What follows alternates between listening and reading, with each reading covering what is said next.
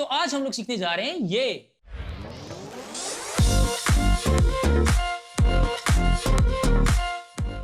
अस्सलाम वालेकुम, कैसे हैं आप सब लोग? उम्मीद करता हूँ ठीक ठाक होंगे, बेहतरीन होंगे। मेरा नाम है हसीब अकबर और आज हम लोग सीखने जा रहे हैं एक्सपोजर। किसी भी कैमरा पे बेस्ट क्वालिटी वीडियो कैसे अचीव की जा सकती है, तो उसका राज है एक्सपोजर। आज हम लोग सीखेंगे एक्सपोजर, जिसमें हम लोग सीखेंगे शटर, एपर्चर और आईएसओ। तो चलते हैं वीडियो की तरफ। शटर क्या चीज होती है? आप लोगों को पता है कि photography and videography is all about light. तो लाइट जब कैमरा को हिट करती है तो हमारे कैमरा का जो सेंसर होता है उसके आगे एक कर्टन होता है, एक पर्दा होता है जिसको बोलते हैं शटर। तो शटर का फंक्शन क्या है? शटर का फंक्शन लाइट कंट्रोल करना है।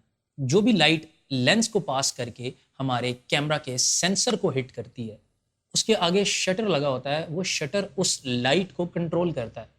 हम लोग जब यहाँ से कैमरा के अंदर सेटिंग्स को डायल इन करते हैं तो वो सेटिंग्स जो हैं वो डिसाइड करती हैं कि कितनी अमाउंट ऑफ लाइट हमारे सेंसर को हिट करेगी और उसी लिहाज से हमारी वीडियो का जो है वो एक्सपोजर सेट होता है।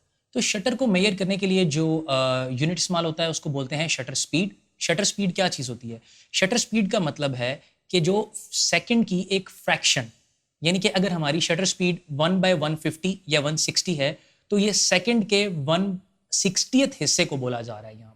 ठीक है, यानी कि अगर मैं यहाँ पे डायल इन की सेटिंग 1/160 तो हमारी जो लाइट सेंसर को हिट करती है, हमारा सेंसर सेकंड के 1/160th हिस्से में चलेगा और बंद भी होगा। तो शटर जो है एक बहुत ही फास्ट चीज़ है। फोटोग्राफी में, वीडियोग्राफी में कॉन्सेप्ट सेम है। शटर ने लाइट को कंट्रोल करना है। जितना हमारा शटर स्पीड कम होगी 1/110, 1/90, 1/80, 1/60, उतनी हमारी लाइट सेंसर पे ज़्यादा पड़ेगी और जितनी हमारी शटर स्पीड ज़्यादा होगी उतनी ही लाइट हमारे सेंसर को कम हिट करेगी। लाइट के साथ साथ शटर हमारा मोशन ब्लर को भी कंट्रोल करता है, यानी कि जितना हमारा शटर ज़्यादा वाइड ओपन होगा उतना हमारे कैमरा का मोशन ब्लर ज़्यादा होगा। जितना हमारा शटर क्लोज होगा उतना हमारे कैमरा का मोशन ब्लर क्रिस्प होगा। आप लोग मेरे हाथ की मूवमेंट को देखें तो मेरे हाथ में एक नेचुरल मोशन ब्लर है। मेरा हाथ जब लेफ्ट टू राइट जा रहा है तो एक नेचुरल मोशन ब्लर है। अभी मेरी शटर की स्पीड 1/50 के ऊपर है। अब मैंने अपने शटर को ज़्यादा किया 1/125 पे और आप लोग देख सकते हैं कि ओवरऑल एक्सपोजर भी डाउन हो गया है। और लेकिन हाथ की मूवमेंट को देखिएगा, मेरे हाथ की मूवमेंट आप लोग देख सकते हैं कि ज़्यादा क्रिस्प और ज़्यादा शार्प है। तो आप लोगों ने देखा कि हमारा जो शटर की स्पीड है उसने किस तरह मोशन ब्लर और लाइट को कंट्रोल किया। तो नेक्स्ट चीज़ क्या है? नेक्स्ट चीज़ आती है अपर्चर। अपर्चर क्या होता है? हमारे कैमरा के लेंस की जो ओपनिंग होती है, जहाँ से लाइट सबसे पहले हिट होके एंटर होती है और वहाँ से ट्रेवल करके हमारे सेंसर को पहुँचती है, उस लेंस की ओपनिंग को अपर्चर बोला जाता है। तो जो हमारा अपर्चर होता है इसको मेजर किया जाता है एफ स्टॉप में। एफ स्टॉप हर लेंस का डिफरेंट होता है। जो लो लाइट लेंसेज होते हैं वो 1.8, 1.4 ऑल द वे 1.0 तक भी जाते हैं और जो मैक्सिमम अपर्चर होता है वो मोस्टली तमाम लेंसेज का सेम होता है, दैट इज f22। तो मेरे पास जो लेंस है ये इस टाइम पे कैनन का 50 mm लेंस है, जो एक बहुत ही निफ्टी लेंस जिसको बोला जाता है। तो जनाब मेरा अपर्चर है 1.8 पे। आप लोग देखेंगे कि जब मैं अपर्चर की वैल्यू को बढ़ाऊंगा 2.0, 2.2, 2.5, 2.8, तो आप लोग देखेंगे कि एक्सपोजर तो कम हो रही है, लेकिन साथ आप लोग सेकंड कैमरा में देखेंगे कि अपर्चर का जो लेंस का ओपनिंग है वो भी साथ साथ क्लोज हो रहा है। Right now we are at f13। अब मैं ऑल द वे 1.8 पे जब इसको लेके जाऊंगा तो आप लोग देखेंगे कि मेरा एक्सपोजर बिल्कुल ठीक हो गया और मेरे लेंस की जो ओपनिंग है it's all the way open. Aperture भी दो तीन चीज़ों को कंट्रोल करता है। लाइट तो बेसिक कंट्रोल करता ही करता है। जो सेकंड चीज़ और मोस्ट इंपॉर्टेंट चीज़ हमारे न्यूबीज को बहुत क्रेज होता है जिसका, उसको बोलते हैं डेप्थ ऑफ फील्ड।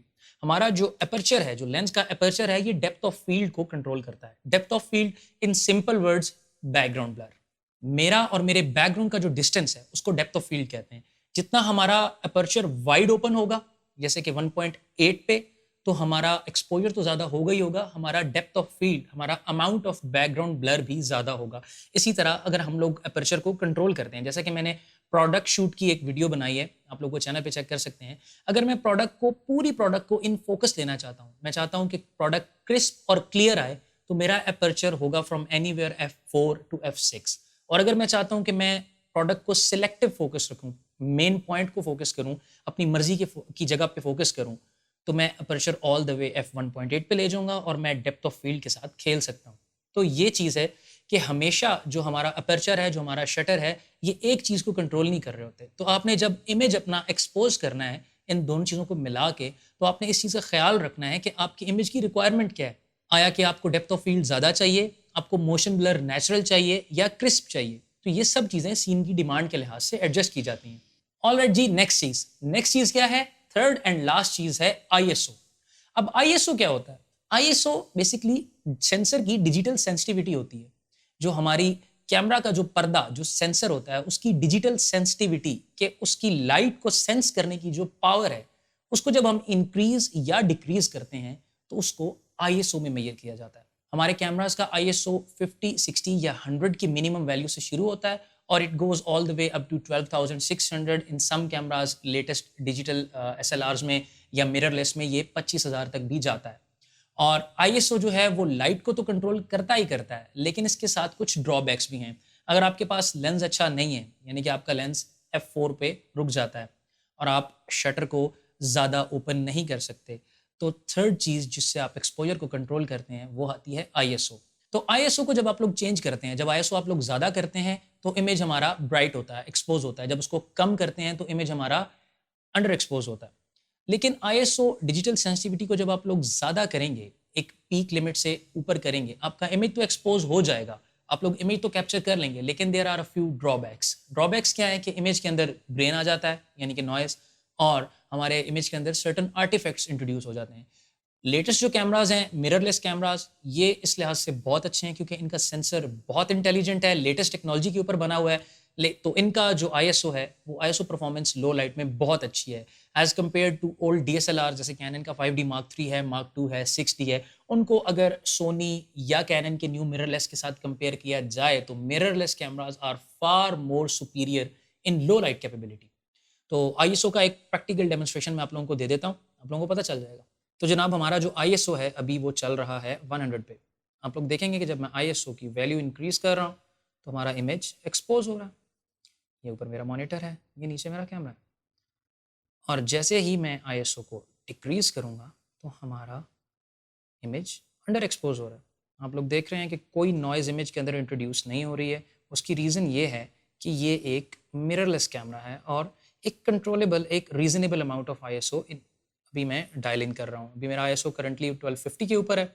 अब जब मैं इसको नीचे करूँगा तो ये 250 पे आ गया, इमेज हमारा अंडर एक्सपोज हो गया। तो जनाब, शटर, अपर्चर और आईएसओ तो हम लोगों को समझ में आ गया। अब इमेज को एक्सपोज कैसे करना है, परफेक्ट एक्सपोजर कैसे हासिल करना है, तो इसके लिए एक चीज़ है जिसको बोला जाता है अपर्चर, शटर, आईएसओ, इन तीनों को मिला के एक्सपोजर ट्रायंगल। तो एक्सपोजर ट्रायंगल क्या होता है? Correct amount of ISO, correct number of shutter, correct F stop.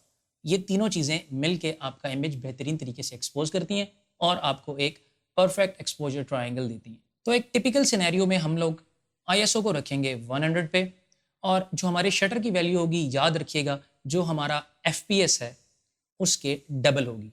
180 degree rule, 180 degree rule ये कहता है कि आपकी जो शटर स्पीड की वैल्यू है वो आपके फ्रेम पर सेकंड के हमेशा डबल होगी। यानी कि अगर हम लोग 30 फ्रेम पर सेकंड पे शूट कर रहे हैं तो हमारे शटर की वैल्यू होगी 60।